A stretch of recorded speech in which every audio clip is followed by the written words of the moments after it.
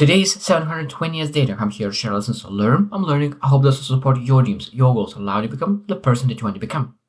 Today, we speak about debt, but not financial debt.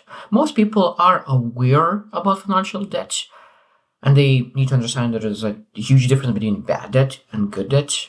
And of course, people a lot of times mix it up, and of course, they're not able to invest money properly. But today I will not cover that. Maybe a little tomorrow will speak about financial debt specifically. But today I want to speak about different kind of debt. Debt that comes in the future. That comes from different things.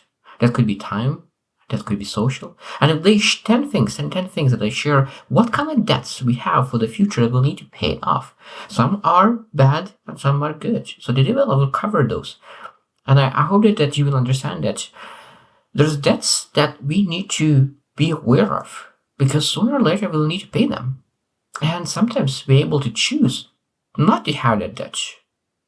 And I think that the most important part will be the last 10, but let's get started. Number one is social debt. Social debt. So that means that when some friend helped you out, a lot of times people feel obligated to pay it back, to help that person out. So that means that it is social debt. Because someone poured into you, now you want to pour back into them or someone else. That means that social debt is a powerful thing and people say that when you really want to connect with someone, to give something to them, now you will feel obligated to give you something back in return. That's a debt that sometimes could work as a benefit or could work against you because even I was reading the book Persuasion. Someone gives the book, you deny the book, the gift. You deny the gift because you don't want to have that social debt. Number two is emotional debt.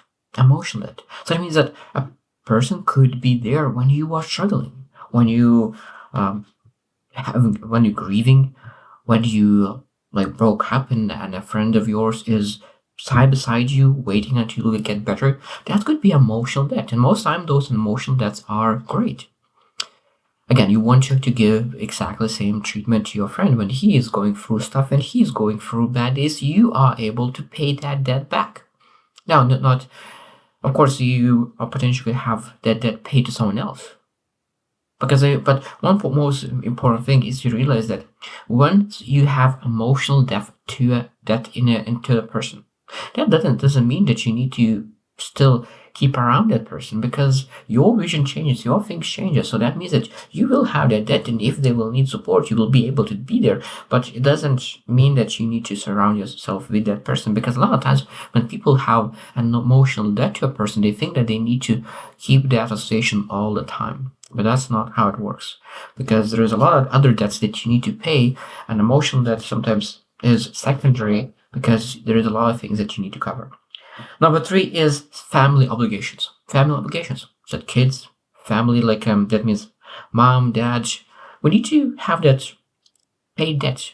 Parents are putting so much input into you. So that means that we're supposed to pay that debt back in a lot of different ways. And of course, it could be said that my parents didn't give me anything. But if you succeeded in life, that means that your parents did a lot because they gave you the character to pursue the things that you wanted to. So there is one way or another, there is some kind of debt. And I truly believe that everyone deserves to get something in return of their investment. Now, I truly believe that some parents could be terrible, but I just don't believe that parents or mother or dad is everything doing intentionally. I think I believe that they just do not know any better. That's how they were treated. That's how they know. And I truly believe that you're supposed to treat them with compassion rather than with judgment. Number four is environmental debt. So that means that we are on Earth. Earth is giving amazing things to us. There's so much input from environment. And I truly believe that we're supposed to pay that debt. And that debt is by doing things that doesn't hurt Earth that as much as you can. I'm not environmental activist, but I know that I am able to sometimes not to take plastic bag. I'm able to really reduce the things that I'm using. Maybe put the electricity less than I'm supposed to use.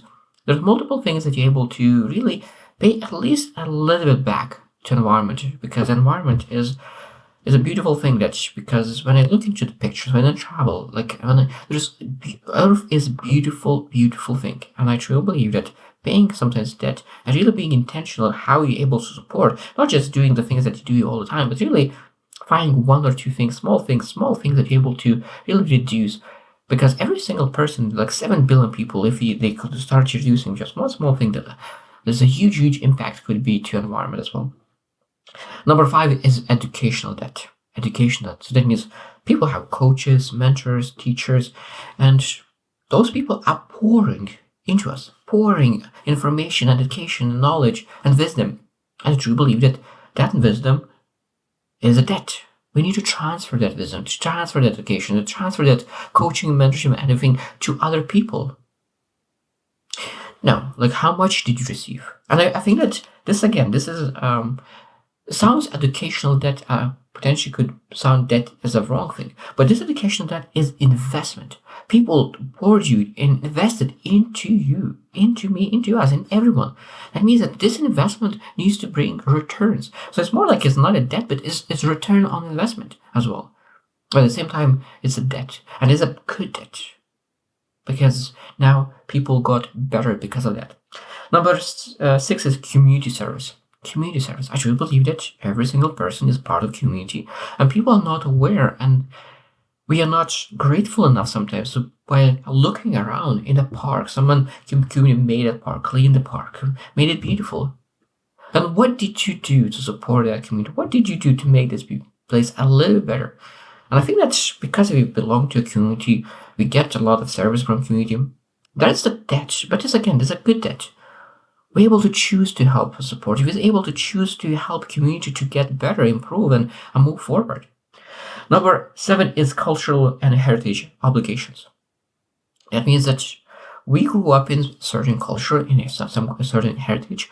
So we're supposed to really transfer that heritage, transfer that culture into the future, into our kids, into our grandkids, that they could remember where they're coming from. Not just hide and say that, oh, I don't remember my heritage or my culture. No, that's the debt that your parents paid to show how we live their life. Because I believe individualistic, and I believe in culture, and I believe in heritage.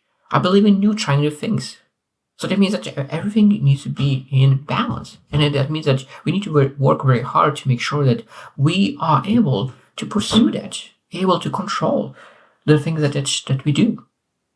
And at the same time, cultural and heritage obligations is a debt, a good debt that we're able to choose to pay. Number eight is health and well-being. Health and well-being. That means that how much do you pay back for your health, for your energy? Your body is amazing tool, amazing vehicle. And what do you do to pay that for that energy, for that amazing body that you have? Because it's really, this is a debt, it's a good debt. That means the more you pay, that's an investment as at the same time. Because if you get that energy, you get that amazing experiences with your body, and now you do not pay anything in return. You don't pay any interest because those interests are the things that you eat on a single days, all the things that you exercise. Those are interests on your debt because you have amazing body. Now, of course, you can look into it as an investment and debt. But I think that we need to understand that you have this body, just one body. This body is amazing. And a lot of times we have DNA and we are able to, we have nature and nurture. And because we have that ability to nurture our body and our health, that means that we're able to pay that debt back and work on that. Number 9 is ethical and moral obligations. Ethical and moral obligations. So that means that your parents, your surroundings, your community, we're teaching you ethics, morals, and really you learn how to do things in a good way with the values. So that means if you learn those, now we need to take that next level and pay those debts back. Really live our lives, make decisions based on morals and ethics, rather than just random things without really considering other people, without considering values, considering the character that you build, because those are very important to make sure that we are living a great life. So that's, again, a good debt to pay back. when you're able to learn from other people the morals and values that are beneficial for you and the community around you, and pay it back. And the last one, number 10, is the most important one. This is very, very important. So last one, number 10, is time and energy. We need to pay it back. Now, why is it so important? Now, a lot of times people say yes to people, they commit to things that they're not supposed to. That means that they now will have time debt because they said, okay, I will help you next month with certain activities. So then next month will be your time debt, your energy debt. That's why when we pursue something, when we are committing to something, we need to really ask ourselves, this debt really helps me and my friend, and how I could support differently. Because if you have certain goals in your life, and now you said yes, committed to things that will take away your time, will take away your energy, maybe you'll not be able to pursue the things that really matters for you, that you're not able to pursue the vision that is much more important than really helping one friend at the moment who could potentially find someone else who doesn't have the vision that you have and who doesn't have the schedule that you have. So time and energy commitments that you have to other people could be a time that's, it could be a good debt or bad debt. So that means if you made a commitment that elevates you, improves you, and you use that debt on the things that really elevates you, that's a good debt. If you take that commitment and you think that, oh, why I said yes, why? Every single time when you ask yourself why you made a commitment and you are sad that you committed to it, that means that this is a bad debt, bad time debt, and bad energy debt. Because you lose your energy, you lose your time, and now you're able to work on your dreams, on your vision with the lesser time, with the lesser energy. So it's an interesting topic of debt because, as I said, this could be good debt, it could be bad debt. And a lot of times we need to consider when we make decisions regarding time, energy, our health, when I will do this, will be a paying good debt or bad debt. Because those considerations, reflections on your saying yes and saying no to things will allow you to really pursue only good debt rather than bad debt. And tomorrow I think that I will focus more on really explaining what is the difference between a good debt and bad debt. That people could be more aware how to choose the good debts, that they could have investments, because good debts bringing some returns. Bad debts doesn't bring anything. Bad debts just taking things out and lose the value. So look, I will cover that tomorrow. So I hope you choose to win and see you tomorrow.